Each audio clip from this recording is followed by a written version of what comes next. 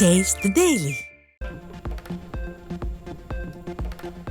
திமுகவின் வாக்குறுதிகளை நம்பி ஏமாந்த 1.5 லட்சம் மாணவர்கள் இன்று நீட் தேர்வு எழுதுகின்றனர். நீட் ரத்து செய்யப்படாது என்பதை தெரிந்தே வாக்குறுதி கொடுத்து மாணவர்கள் மற்றும் பெற்றோர்களை ஏமாற்றிய ஸ்டாலின் முதல்வரான பின் வாக்குறுதியை காற்றில் பறக்கவிட்டதாக பெற்றோர்கள் ஆவேசம்.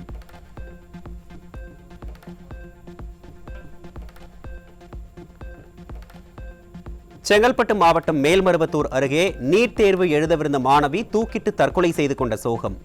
நீட் ரத்து என்ற ஸ்டாலினின் பொய் வாக்குறுதியால் அடுத்தடுத்து மாணவர்கள் தங்கள் இன்னுயிரை மாய்த்துக் கொள்ளும் பரிதாபம்.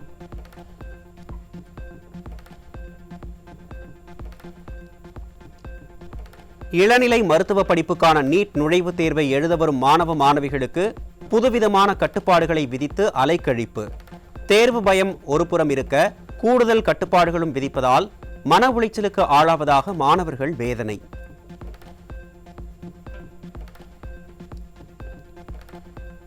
சென்னை தீநகரில் விடியா திமுக அரசை கண்டித்து நடைபெற்ற மாபெரும் பொதுக்கூட்டத்திற்கு வருகை தந்த கழக பொதுச் செயலாளருக்கு கழக நிர்வாகிகள், தொண்டர்கள் மற்றும் பொதுமக்கள் உற்சாக வரவேற்பு.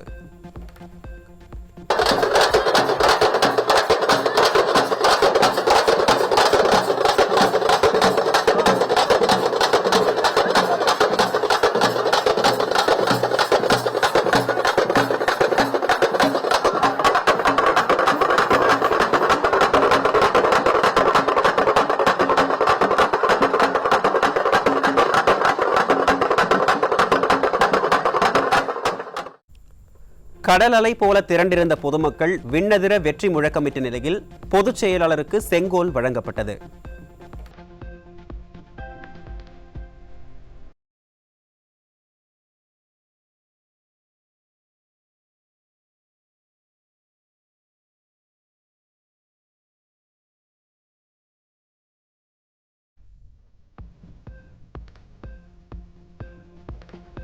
சென்னை தீநகரில் அதிமுக தென் சென்னை வடக்கு மேற்கு மாவட்ட கழக செயலாளர் தீநகர் சத்யா தலைமையில் நடைபெற்ற மாபெரும் பொதுக்கூட்டத்தில் கழக பொதுச் செயலாளருக்கு செங்கோல் வழங்கப்பட்டது. பொதுக்கூட்டத்தில் கலந்து கொண்ட கழக பொதுச் செயலாளரை வரவேற்று பேசிய தென் சென்னை வடக்கு மேற்கு மாவட்ட கழக செயலாளர் வரும் தேர்தலில் அதிமுக மகத்தான வெற்றியை பெறும் என சூளுரைத்தார். புரட்சி தலைவர், புரட்சி தலைவி இந்த இரு தெய்வங்கள் ஆசியுடன் கழகத்தின் அணிவேராய் திகழ்ந்து கொண்டிருக்கும் அண்ணன் அவர்களின் அறிவுரையை பின்பற்றினாலே போதும். வரும் 26 சட்டமன்ற தேர்தலில் அனைத்து தொகுதிகளிலும் மீண்டும் தமிழகத்தில் அனைத்து இந்திய அண்ணா திராவிட முன்னேற்ற கழகம் சாதனை சாதனை என கூறும் ஸ்டாலின் செய்த ஒரே சாதனை உதயநிதியை துணை முதல்வராக்கியதுதான். சென்னை தீநகரில் விடியா திமுக அரசை கண்டித்து நடைபெற்ற மாபெரும் பொதுக்கூட்டத்தில் அதிமுக பொதுச் செயலாளர் எடப்பாடி கே பழனிசாமி விமர்சனம். சாதனை சாதனை என்று சொல்லுகின்ற பொழுது திரு உதயநிதி ஸ்டாலின் அவர்களை துணை முதலமைச்சராக்கணும் தான் சாதனை. வேற எந்த சாதனையும் இந்த ஆட்சியில பார்க்க முடியல. இந்த ஆட்சியில ஏழைகளுக்கு என்ன திட்டத்தை கொண்டு வந்தீர்கள்? நாட்டு மக்களுக்கு என்ன பெரிய திட்டத்தை கொண்டு வந்து நிறைவேற்றிருக்கின்றீர்கள்? ஒன்றுமே கிடையாது. குடும்பத்தில் இருக்கின்றவர்கள் ஆட்சி அதிகாரத்திலே தொடர வேண்டும், அதுதானே உங்களுடைய நிலைப்பாடு. 2026 ஸ்டாலின் ஆட்சி அகற்றப்படும் என்றும் தமிழக மக்கள் தகுந்த பாடத்தை புகட்டுவார்கள் என்றும் கழக பொதுச் செயலாளர் எடப்பாடி கே பழனிசாமி உறுதி. அதிமுக கூட்டணி வலிமையான வெற்றி கூட்டணி என்றும் பல கட்சிகள் கூட்டணியில் இணையும் என்றும் கழக பொதுச் செயலாளர் நம்பிக்கை. ஒட்டுமொத்த தமிழ் மக்களே எதிர்பார்த்துக் கொண்டிருக்கிறார்கள்.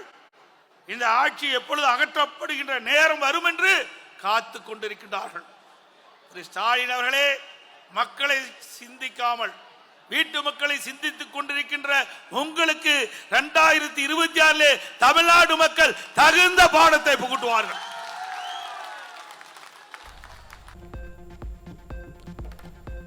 வருமான வரி மற்றும் அமலாக்கத்துறையை கண்டு திமுகவுக்கு பயம் வந்துவிட்டதாக அதிமுக பொதுச் செயலாளர் எடப்பாடி கே பழனிசாமி விமர்சனம்.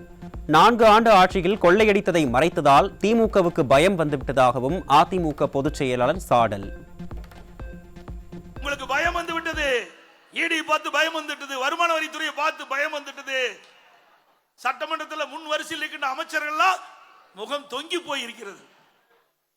யாருக்கு எந்த நேரத்தில் என்ன பிரச்சனை வருமோ என்று அஞ்சு அஞ்சு நடுங்கி கொண்டிருக்கின்ற காட்சியை சட்டமன்றத்தில் நாங்கள் பார்த்தோம்.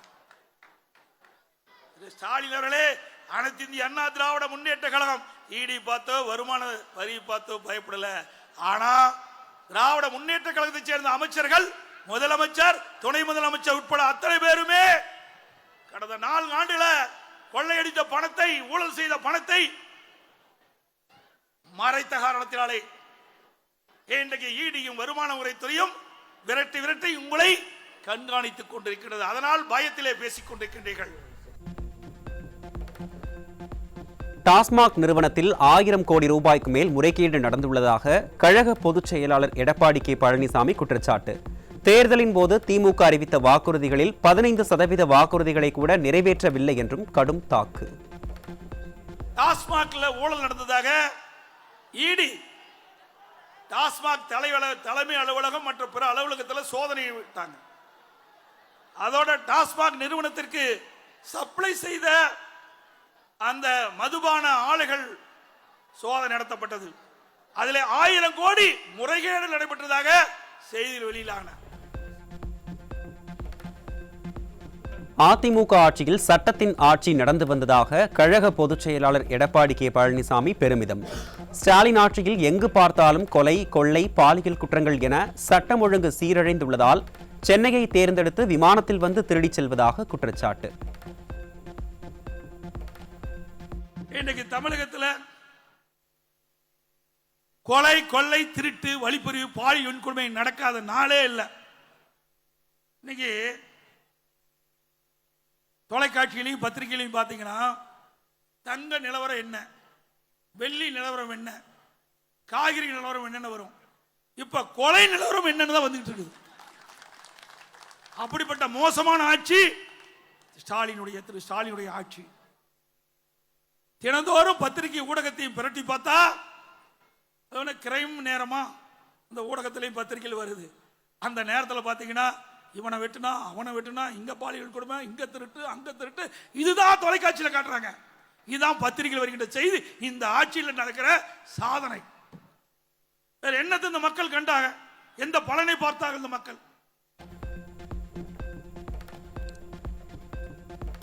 நீட் யூஜி 2024 தேர்வில் முறைகேட்டில் ஈடுபட்ட 26 MBBS மாணவர்கள் சஸ்பெண்ட் செய்யப்பட்ட நிலையில் 14 பேரின் சேர்க்கையை ரத்து செய்து அதிரடி உத்தரவு. மருத்துவ கல்வியின் நம்பிக்கையை சீர்குலைக்கும் இத்தகைய செயல்களை தவிர்க்க துல்லியமான நடவடிக்கைகள் எடுக்கப்படும் என தேசிய மருத்துவ ஆணையம் வலியுறுத்தல்.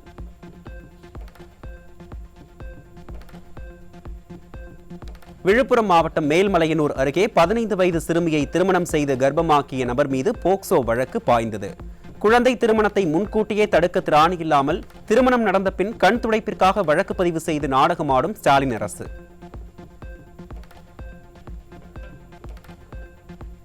கள்ளக்குறிச்சி மாவட்டம் திருக்கோவிலூர் அருகே 12 வயது சிறுமிக்கு ஆடு மேய்த்த முதியவர் பாலியல் தொல்லை அளித்த கொடூரம்.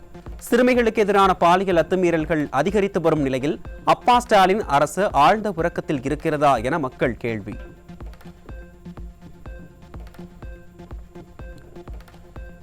தஞ்சாவூர் அருகே சீனிவாசபுரம் பகுதியில் குளத்தில் குளித்த 2 சிறுவர்களுக்கு பாலியல் தொல்லையளித்த இளைஞர் உட்பட 4 சிறுவர்கள் மீது போக்சோ பாய்ந்தது. ஸ்டாலின் ஆட்சியில் சிறுவர்களுக்கு எதிரான குற்ற சம்பவங்களும் அதிகரித்து வருவதாக பொதுமக்கள் குற்றச்சாட்டு. ராணிப்பேட்டை மாவட்டம் சோளிங்கர் அருகே 16 வயது மாணவிக்கு பாலியல் தொல்லை கொடுத்த இளைஞர் மீது போக்சோ சட்டம் பாய்ந்தது. திமுக ஆட்சியில் சட்டம் ஒழுங்கு சீர்குலைந்துள்ளதால் நாளுக்கு நாள் பாலியல் குற்றங்கள் அதிகரித்து வருவதாக பொதுமக்கள் குற்றச்சாட்டு.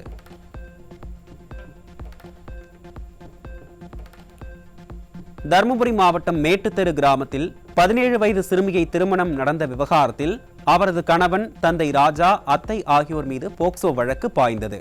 குழந்தை திருமணங்களால் சிறுமிகள் கதறுவது அப்பா ஸ்டாலின் அரசின் சமூக நலத்துறையின் காதுகளில் விழவில்லையா என மக்கள் கேள்வி.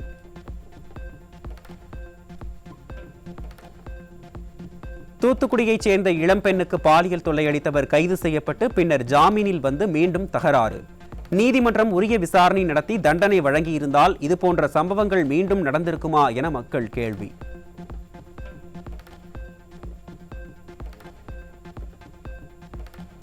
ராமநாதபுரம் மாவட்டம் ஆர்எஸ்-மங்கலம் அருகே குடும்ப தகராறில் மனைவியை அடித்துக் கொன்று வழுக்கி விழுந்து இறந்ததாக நாடகமாடிய கணவன். ஸ்டாலின் ஆட்சியில் சட்டம் ஒழுங்கு செயலற்று போயுள்ளதால் கொலை சம்பவங்கள் சர்வசாதாரணமாக அரங்கேறும் அவலம்.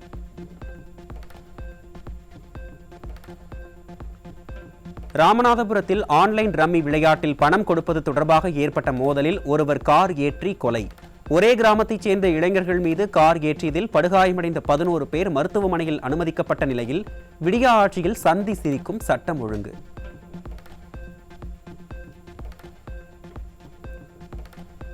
திருப்பூரில் வலி நிவாரணி மாத்திரைகளை போதைக்காக விற்பனை செய்த இருவரிடமிருந்து சுமார் 200 மாத்திரைகள் பறிமுதல். இளைஞர்களை போதைக்கு அடிமையாக்கியதுதான் ஸ்டாலின் மாடல் அரசின் சாதனை என பொதுமக்கள் சாடல்.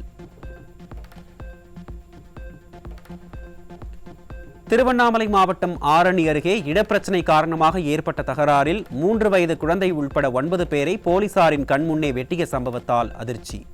மக்களை பாதுகாக்க வேண்டிய காவல்துறை ஸ்டாலின் அரசின் ஏவல் துறையாக வேடிக்கை மட்டுமே பார்த்து வருவதாக பொதுமக்கள் வேதனை.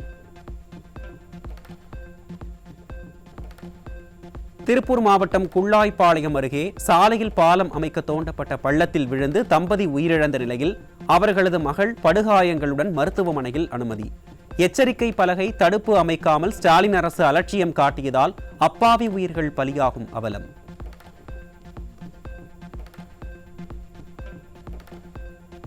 திருவாரூர் மாவட்டம் திருத்துறைப்பூண்டி அருகே சுற்றுலா வேன் மீது அரசு பேருந்து மோதிய கோர விபத்தில் 4 பேர் உயிரிழந்த பரிதாபம்.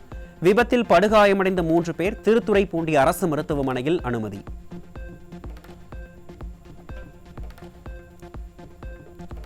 கடந்த 4 மாதங்களுக்கு முன்பாகவே நடந்து முடிந்த பணிகளுக்காக 2.2 கோடி ரூபாய் டெண்டர் ஒதுக்கீடு செய்த சென்னை மாநகராட்சி. ஒவ்வொரு மாதமும் மாநகராட்சி முழுவதும் இதுபோன்ற 150 முதல் 200 டம்மி டெண்டர்கள் ஏற்கப்படுவதாக குற்றச்சாட்டு.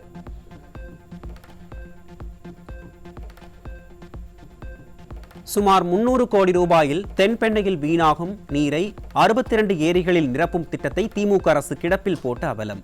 திட்டம் செயல்படுத்தப்படாவிட்டால் 17,000 ஏக்கர் பாசன வசதி வீணாகும் என்பதால் இந்த திட்டம் அரசின் செயல் இழப்பை சுட்டிக்காட்டுவதாகவும் நீண்ட காலமாக கோரிக்கை விடுத்தும் செயல்படுத்தவில்லை எனவும் விவசாயிகள் குற்றச்சாட்டு.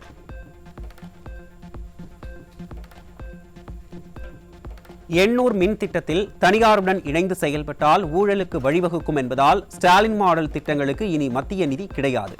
மத்திய அரசு கைவிரிப்பு.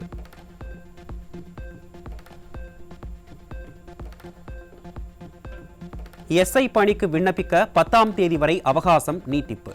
10ஆம் வகுப்பு தேர்ச்சி பெற்றவர்கள் மற்றும் +1 படிக்காமல் நேரடியாக +2 தேர்ச்சி பெற்றவர்களின் இணைய வழி மற்றும் நேரடி விண்ணப்பங்களை ஏற்குமாறு சென்னை உயர்நீதிமன்ற மதுரை கிளை உத்தரவு.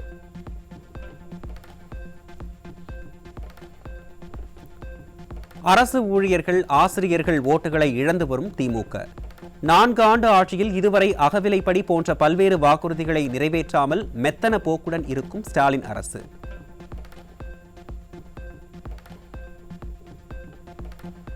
கட்டாய கடன் வசூல் செய்தால் கடுமையான தண்டனை என ஸ்டாலின் அரசு விளம்பரம் செய்யும் நிலையில் கிருஷ்ணகிரி அருகே கந்துவட்டி கொடுமையால் இளைஞர் தற்கொலை. ஸ்டாலின் அரசு கந்துவட்டி தடை சட்டத்தை முறையாக பின்பற்றாததால் தமிழகம் முழுவதும் கந்துவட்டி கும்பல்கள் அட்டூழியம் செய்து வருவதாக மக்கள் வேதனை.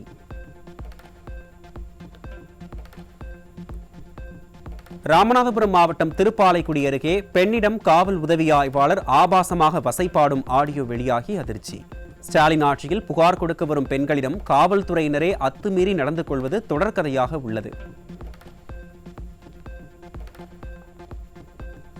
ராணிப்பேட்டையில் தனது வீட்டின் அருகே காரை நிறுத்த ஏதுவாக தடுப்பு கற்களை வைத்து சாலையை மறித்த திமுக நகர்மன்ற தலைவரின் கணவர். திமுகவினரின் அராஜகத்தால் ஆம்புலன்ஸ்கள், பள்ளி மாணவர்கள் கடும் அவதி.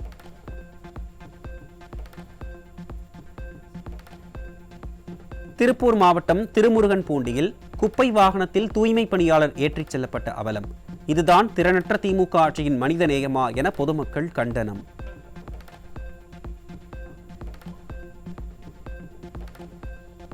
மயிலாடுதுறை அருகே கந்துவட்டி கொடுமை காரணமாக பூச்சிக்கொல்லி மருந்து குடித்து தற்கொலைக்கு முயன்ற பெண்.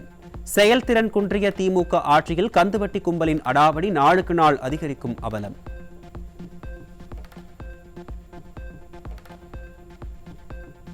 கிருஷ்ணகிரி மாவட்டம் சூளகிரி அருகே நிலத்தகராறில் காவல்துறையினர் ஒருதலைபட்சமாக செயல்பட்டு காம்பவுண்ட் அமைத்துக் கொடுத்ததாக குற்றச்சாட்டு. சட்டத்தின் வழி நடக்காமல் கட்ட பஞ்சாயத்து செய்வதில் மட்டுமே ஸ்டாலின் அரசின் ஏவல் துறை ஈடுபடுவதாக பாதிக்கப்பட்டோர் கடும் தாக்கு.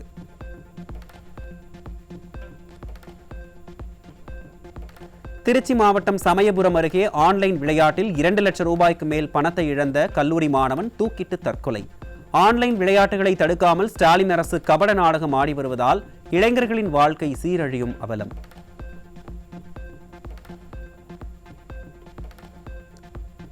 திருவள்ளூரில் 9 அம்ச கோரிக்கைகளை வலியுறுத்தி 2வது நாளாக சுட்டெரிக்கும் வெயிலில் போராடிய அங்கன்வாடி பணியாளர்கள் மயக்கம். தங்களின் கோரிக்கைகளுக்கு செவி சாய்க்காத மக்கள் விரோத அரசுக்கு அங்கன்வாடி பணியாளர்கள் கடும் கண்டனம்.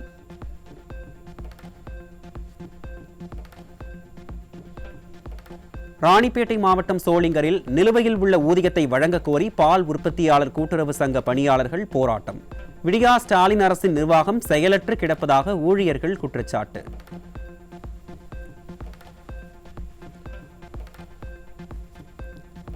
தருமபுரி மாவட்டம் பாலக்கோடு அருகே பெய்த ஆலங்கட்டி மழை காரணமாக பப்பாளி மரங்கள் கடும் சேதம். பொம்மை அரசின் அதிகாரிகள் சேதம் குறித்து கண்டுகொள்ளவில்லை என விவசாயிகள் வேதனை.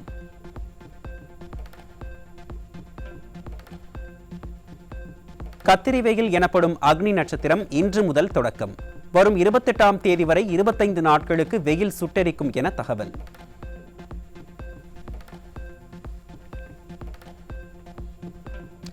ஆஸ்திரேலிய நாடாளுமன்ற தேர்தலில் ஆளும் கட்சியான தொழிலாளர் கட்சி மீண்டும் வெற்றி.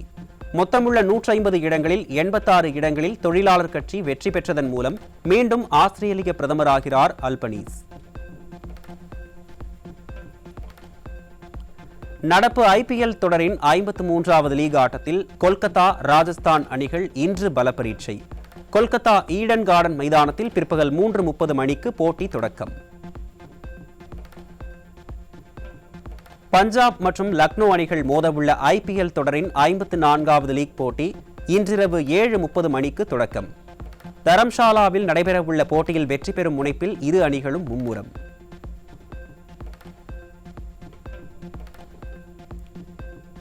மேட்ரிட் ஓபன் டென்னிஸ் மகளிர் இரட்டையர் பிரிவு அரையிறுதிப் போட்டியில் ரஷ்யாவின் குதர்மெடோவா பெல்ஜியத்தின் மெர்டன்ஸ் இணை 4-6, 6-4, 10-8 என்ற செட் கணக்கில் வென்று இறுதிப் போட்டிக்கு தகுதி.